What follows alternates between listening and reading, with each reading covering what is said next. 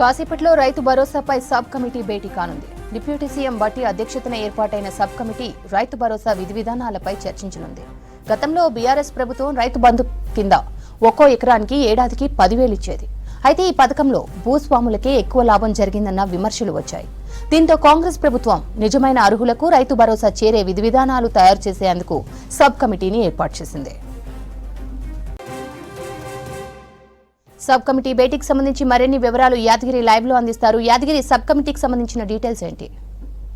స్రవంతి, ఇవాళ సచివాలయంలో 11 గంటల తర్వాత ఏదైతే రైతు భరోసా మీద కేబినెట్ సబ్ కమిటీ వేశారో ఆ సబ్ కమిటీ ఇవాళ సమావేశం కాబోతుంది. డిప్యూటీ సీఎం బట్టి విక్రమార్క అధ్యక్షన ఈ సబ్ కమిటీ నియమించారు.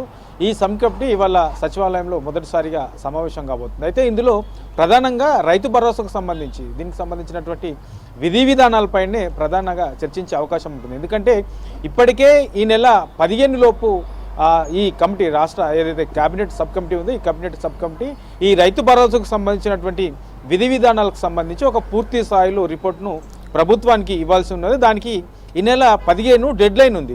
అయితే ఇప్పటికే ఈ రైతు భరోసాకు సంబంధించి దాని మీద వ్యవసాయ శాఖ ఆధ్వర్యంలో రాష్ట్రంలో ఉన్నటువంటి చాలామంది రైతుల అభిప్రాయాలు కూడా తీసుకున్నారు. సో ఈ రైతు భరోసా ఎట్లా ఉండాలి, ఎంత ఒకవేళ కటాఫ్ పెడితే కటాఫ్ ఎంతవరకు పెట్టవచ్చు, ఇట్లా దీని మీద రైతుల నుంచి ఒపీనియన్స్ తీసుకున్నారు.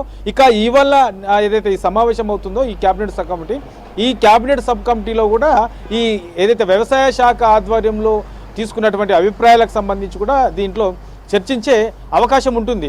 గత ప్రభుత్వ హయాంలో ఈ పెట్టుబడి సహాయం పేరుతోని రైతు బంధు కింద ప్రతి సంవత్సరానికి 10,000 రూపాయలు, ఎకరాకు 10,000 రూపాయలు ఇచ్చేది. కాంగ్రెస్ అధికారంలోకి వచ్చిన తర్వాత ఎకరాకు 15,000 ఇస్తామని చెప్పేసి హామీ ఇచ్చింది. అయితే గత ప్రభుత్వ హయాంలో అమలు చేసినటువంటి రైతు బంధు ఏదైతే ఉందో దానికి సంబంధించి పూర్తి స్థాయిలో వాస్తవమైనటువంటి రైతులకు కాకుండా, నిజమైనటువంటి సాగు చేసే రైతులకు కాకుండా ఎక్కువ మొత్తంలో ఈ రైతు బంధు కింద ఇచ్చినటువంటి డబ్బంతా కూడా ధనవంతులకే పోయింది, నిజమైనటువంటి రైతులకు అందకుండా పోయింది అనేది పెద్ద ఎత్తున దీని మీద చర్చ జరుగుతూ ఉన్నది. అయితే వీటన్నిటిని దృష్టిలో పెట్టుకుని దీంతో పాటు ఇక రాళ్ళు, రప్పలు, ఫామ్ హౌజులు, రోడ్లకు, రియల్ ఎస్టేట్ వెంచర్లకు ఎక్కువగా ఈ రైతు బంధు ఇచ్చారు గత ప్రభుత్వ హయాంలో. దీనివల్ల నిజమైనటువంటి రైతులకు డబ్బు అందలేకపోయింది అని చెప్పేసి పెద్ద ఎత్తున ఆరోపణలు కూడా దీని మీద ఉన్నాయి. కొన్ని వాస్తవాలు కూడా బయటకు వస్తున్నాయి కాంగ్రెస్ అధికారంలోకి వచ్చిన తర్వాత.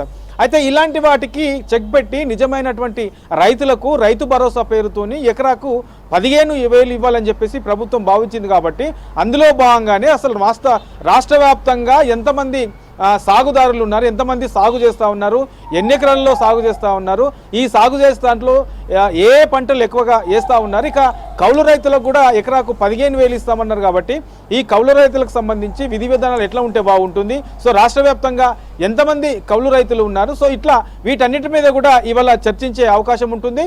ఇక ఏదైతే ఈ క్యాబినెట్ సబ్ కమిటీ ఉందో ఈ క్యాబినెట్ సబ్ కమిటీ కూడా గ్రౌండ్ లెవెల్లో వెళ్ళి రైతుల ఒపీనియన్స్, రైతు సంఘాల నేతల ఒపీనియన్స్, వ్యవసాయ రంగ నిపుణుల ఒపీనియన్స్, తర్వాత ఇందులో కొంత అనుభవం ఉన్నటువంటి అధికారులకు సంబంధించినటువంటి ఒపీనియన్స్, సో వీళ్ళందరూ ఒపీనియన్స్ తీసుకున్న తర్వాత ఈ రైతు భరోసాకు సంబంధించినటువంటి విధి విధానాలు తయారు చేసి ఈ నెల 15 లోపు ప్రభుత్వానికి అందజేసే అవకాశం ఉంటుంది. శ్రవంతి.